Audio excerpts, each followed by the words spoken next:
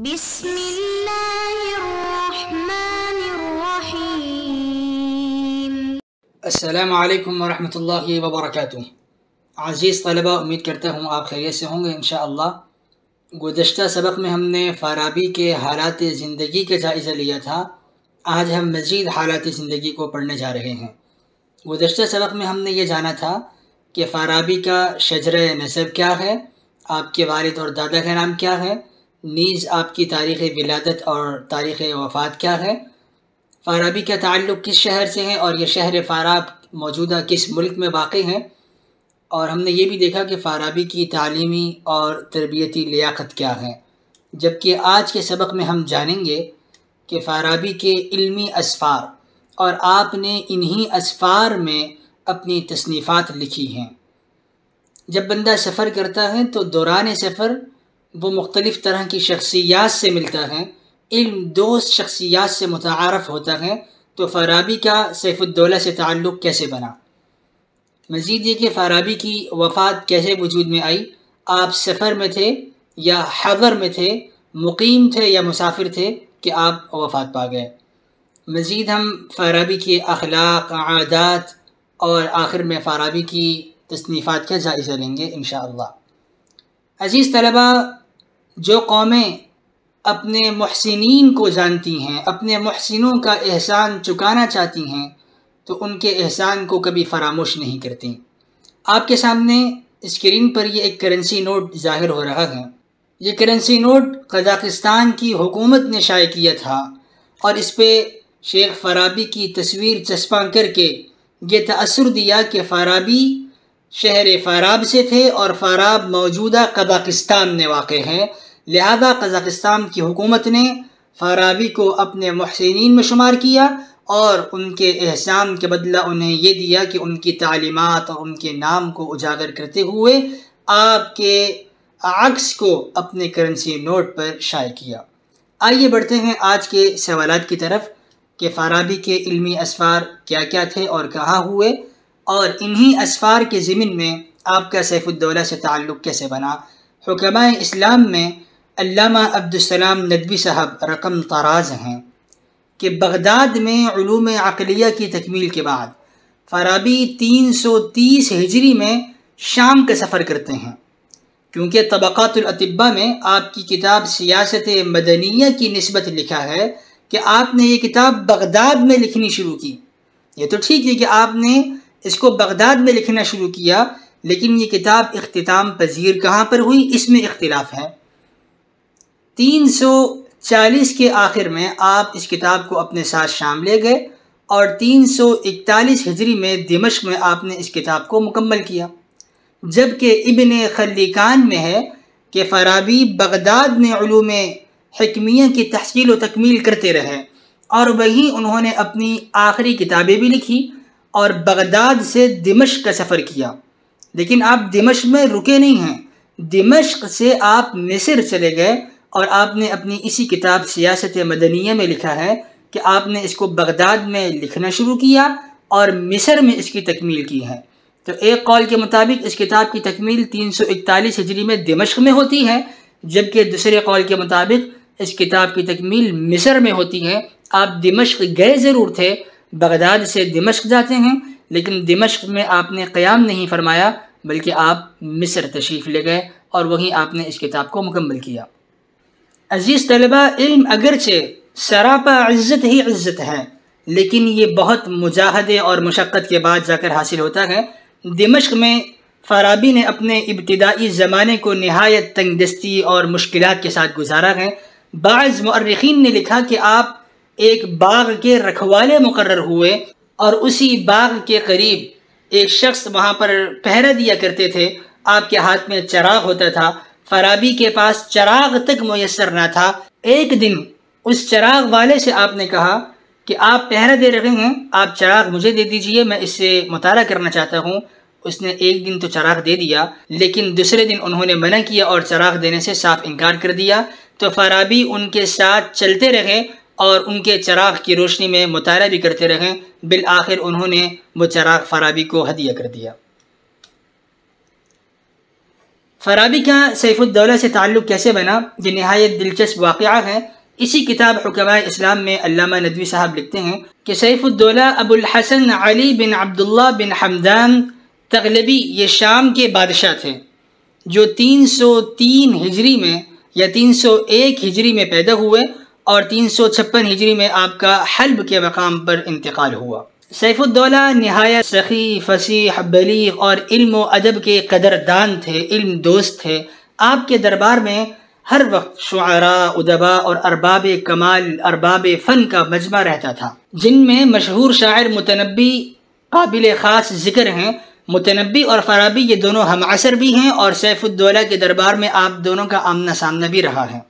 Safe ud-Daula کی علماء کی قدردانی کا اندازہ آپ اس سے لگا سکتے ہیں کہ سیف الدولہ ہر اس شخص کو جو علم دوست ہوتا اور اپنی مہارت کو لوہا کسی ایک فن میں منوا چکا ہوتا، سیف الدولہ ان کے لیے وظیفے کا اجرا فرماتے۔ جو شخص 2 علموں کا ماہر ہوتا انہیں 2 وظیفے دیتے، اور جو شخص 3 علموں کا ماہر ہوتا، 3 فنون میں اپنی مہارت کو منوا چکا ہوتا، تو سیف الدولہ انہیں 3 وظیفے جاری کیا کرتے تھے۔ مثلا عیسیٰ نامی شخص یہ 4 وظیفے سیف الدولہ سے لیتے تھے۔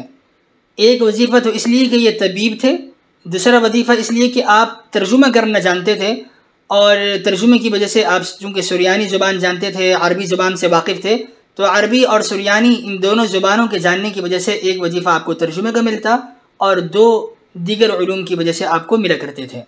فارابی کو پہلا ترکی فلسفی بھی کہا جاتا ہے، اسی لیے آپ ترکی وضع میں رہتے تھے اور نہایت سادہ زندگی گزارتے تھے۔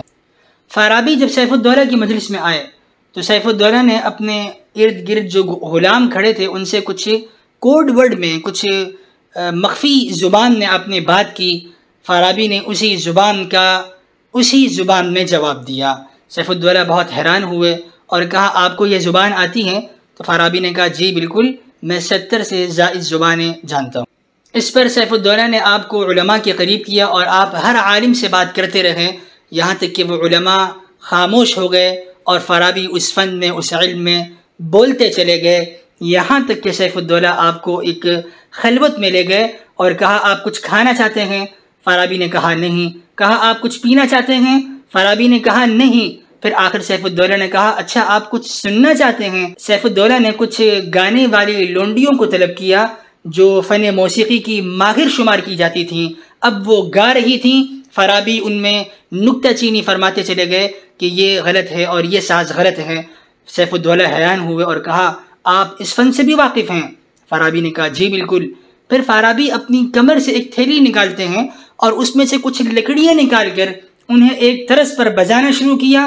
سارے حاضرین مجلس ہنس پڑے۔ پھر آپ نے طرز بدل کر کسی اور طرح اسے بجایا، سارے رو پڑے، اور پھر آپ نے تیسرے طرز کو اختیار کرتے ہوئے تیسری طرح اس کو بجایا، تو سارے حاضرین مجلس سو گئے اور فارابی انہیں سوتا ہوا چھوڑ کر چلے گئے۔ فارابی کی وفات کیسے ہوئی اور کہاں ہوئی؟ علامہ ندوی صاحب لکھتے ہیں کہ فارابی اسی زاہدانہ اور درویشانہ شان کے ساتھ زندگی بسر کر رہے تھے کہ 339 ہجری میں دمشق میں 80 سال کی عمر میں آپ نے وفات پائی، جبکہ تاریخ الحکماء میں لکھا ہے کہ فارابی دمشق سے عسقلان جا رہے تھے اور راستے میں ڈاکوؤں نے آپ کو گھیر لیا، اور فارابی نے ان سے کہا کہ سواریاں، ہتھیار اور کپڑے جو کچھ میرے ساتھ ہیں ان کو لے لو اور مجھے جانے دو، لیکن ڈاکوؤں نے انکار کیا، اور یوں دونوں باہم گتھم گتھا ہوئے اور فارابی اس جنگ میں شہید ہو گئے، جس پر امرائے شام کو نہایت قلق اور دلی صدمہ پہنچا۔ انہوں نے ان ڈاکوؤں کو گرفتار کر کے فارابی کی قبر پر انہیں پھانسی دی۔ فارابی کے اخلاق، علامہ ندوی صاحب لکھتے ہیں کہ فارابی صرف علمی حکیم نہ تھے بلکہ آپ عملاً بھی حکیم تھے۔ صرف زبان سے ہی درویشی کی دعوت نہیں دیتے تھے بلکہ آپ اپنے اخلاق سے، اپنے اعمال و افعال سے بھی آپ نہایت قناعت پسندی کا درس دیتے تھے۔ وضع میں لباس، مکان اور پیشے سے بالکل بے نیاز اور بے پرواہ آپ رہتے تھے۔ صرف بکری کی دل کی یخنی شراب ریحانی کے ساتھ ملا کر آپ پیا کرتے تھے۔ اگرچہ آپ سیف الدولہ کے دربار سے چاہتے تو بہت سے دنیاوی فوائد سمیٹ سکتے تھے، لیکن آپ روزانہ کی بنیاد پر 4 درہم لے کر اسی پر قناعت کرتے۔ صاحب بن عباد کہا کرتے تھے کہ جو شخص فارابی کو میرے پاس لائے گا میں اس کو اس قدر مال و دولت سے نوازوں گا اور وہ شخص بالکل بے نیاز اور غنی ہو جائے گا۔ ایک موقع پر فارابی خود ہی ان کے پاس چلے گئے۔ ایک موقع پر فارابی خود ان کی ایسی مجلس میں گئے جہاں وہ عیش و عشرت میں ظرفاء، ادبا اور ارباب لہو اور لعب سے معمور تھی۔ وہ گانا بجایا جا رہا تھا، لوگ موسیقی میں مخمور تھے کہ فارابی وہاں پہنچے۔ لوگوں نے آپ کی وضاقتہ دیکھ کر اس پر جگ ہسائی کی اور فارابی کا تمسخر کیا۔ نہایت اہانت آمیز برتاؤ کا سامنا فارابی کو کرنا پڑا، تو فارابی نے ستار کو اٹھا کر اس طریقے سے بجایا کہ سب کے سب لوگ بے ہوش ہو گئے، اور فارابی ستار پر یہ الفاظ لکھ کر نکل گئے کہ ابو نصر فارابی آیا اور تم نے اس کی ہنسی اڑائی، اس لیے وہ تم کو سلا کر غائب ہو گیا۔ اور جب لوگ بیدار ہوئے اور انہوں نے یہ عبارت پڑھی تو وہ نہایت پشیمان ہوئے، حتیٰ کہ ابن عباد نے تو بعض لوگوں کو روانہ کیا کہ وہ فارابی کو تلاش کریں، لیکن فارابی جا چکے تھے، جس پر ابن عباد کو عمر بھر افسوس بھی رہا۔ فارابی کے نزدیک علوم حکمیہ پڑھنے کی کچھ شرائط ہیں جن سے فارابی کی اخلاقی اور مذہبی حالت کا اندازہ ہوتا ہے۔ فارابی کہتے ہیں کہ جو شخص علم و حکمت کو شروع کرنا چاہتا ہے اس کو جوان، صحیح المزاج اور نیک لوگوں کے اخلاق کا پابند ہونا چاہیے۔ سب سے پہلے اس کو قرآن، نعت اور شرعی علوم کی تحصیل کرنی چاہیے۔ اس کو پاک باز اور سچا ہونا چاہیے۔ تمام برے اخلاق سے اسے اجتناب کرنا چاہیے۔ بدکاری، فریب، خیانت اور مکر و حیلہ سے اجتناب کرنا چاہیے۔ اس کو معاش کی طرف سے مطمئن ہونا چاہیے اور ہمیشہ شرعی اعمال ادا کرنے چاہیے، اور شریعت کے ارکان و آداب میں سے کسی کو چھوڑنا نہیں چاہیے۔ علم اور علماء کی عزت کرنی چاہیے، اور علم اور اہل علم کے سوا اس کا کوئی اور مقصد نہ ہونا چاہیے۔ اس کو چاہیے کہ علم کو کسب معاش کا ذریعہ نہ بنائے، اور جو شخص اس کے خلاف عمل کرتا ہے وہ جھوٹا حکیم ہے۔ فارابی کی تصنیفات: آپ نے مختلف علوم و فنون میں کتابیں لکھی ہیں۔ زیادہ تر کتابیں آپ کی ایسی ہیں جو یونانی فلسفے کی شروحات کی بنیاد پر دیکھی جاتی ہیں، جیسے ارسطو کی کتاب الجدل کے 2 اور 8ویں مقالے کی شرح، ارسطو کی کتاب القیاس کی شرح جو نہایت ضخیم ہے، ارسطو کی کتاب الآثار العلویہ کی شرح بطور حاشیہ کے۔ آپ نے زیادہ تر جو کتابیں لکھی ہیں وہ یونانی فلسفے کی شروحات کی بنیاد پر ہیں۔ رسالۃ فی ماہیۃ النفس، کتاب السماع الطبیعی۔ اب یہاں سوال یہ ہے کہ آپ نے اتنی زیادہ کتابیں کیسے لکھی؟ آپ کی یہ تصنیفات شام میں موجود ہیں اور خراسان میں بھی چند کتابیں آپ کی موجود ہیں۔ فارابی کی جتنی کتابوں کے نام اوپر گزرے ہیں، جن میں ہم نے 114 کتابوں کی فہرست یہاں پر ملاحظہ کی، یہ اگرچہ تعداد میں بہت زیادہ ہیں لیکن یہ زیادہ ضخیم نہیں ہیں۔ کچھ کتابیں ضخیم بھی ہیں، لیکن ایسا نہیں ہے کہ ہر کتاب ہی ضخیم ہو، بلکہ زیادہ سے زیادہ ان کو مقالہ، حاشیہ برسالہ کہا جا سکتا ہے، کہ یہ اس رسالے کے اوپر بطور حواشی کے اس کتاب کو ہم دیکھ سکتے ہیں۔ ابن خلکان نے لکھا کہ وہ زیادہ تر اپنی کتابیں کاغذ کے پرزوں پر لکھا کرتے تھے، کاغذ کے مستقل صفحات یا کاغذ کے دستوں پر بہت کم لکھتے تھے، اس لیے ان کی اکثر تصنیفات بحیثیت فصول اور حواشی کی ہیں، اور بعض تصنیفات ناقص اور پراگندہ حالت میں بھی پائی جاتی ہیں۔ خلاصہ درس: فارابی مختلف شہروں کے سفر میں اپنے تصنیفی کاموں کو انجام دیتے تھے۔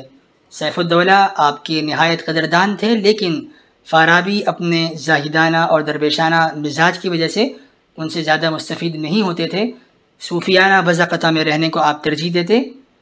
فارابی کی تصنیفات بمنزلہ مقالہ یا حاشیہ برسالہ کے ہیں۔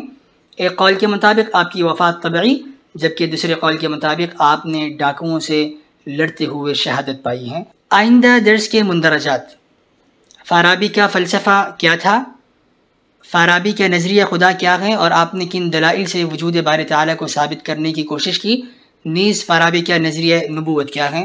والسلام علیکم ورحمۃ اللہ وبرکاتہ۔